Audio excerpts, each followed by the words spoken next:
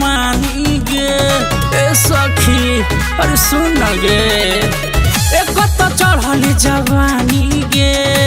करो है पिया मन मानी गे सुतो है पिया बहरतिया में खोल के बेटी को पिया मारे जब से जिया पचोट टपट पट सुखे सखियो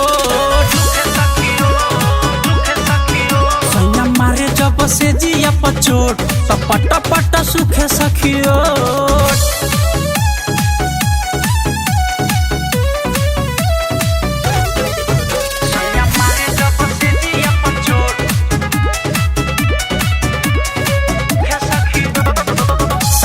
छतिया गे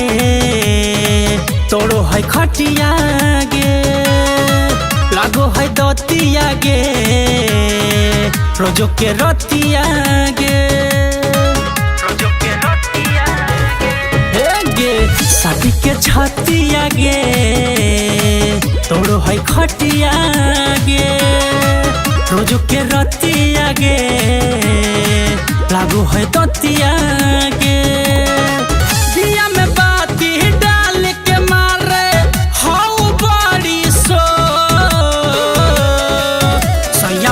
जब से जिया पचोट टपट पट सुखे सखियो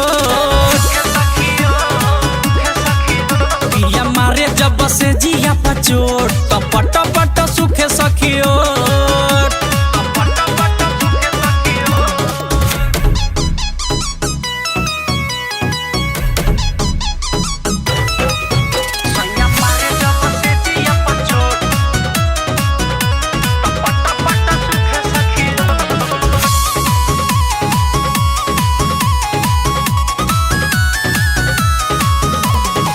बात न मानोगे हथवा टानोगे थोड़ी पबेला ना से अटवा सानोगे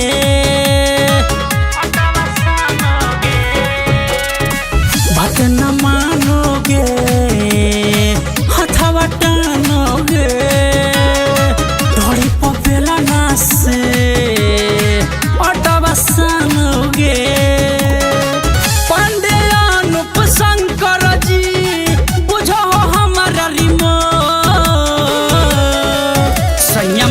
जब भीतरी से चोट टपट पट सुख सखियो पिया मारे जब भीतरी से चोट टपट पट सुख सखियो।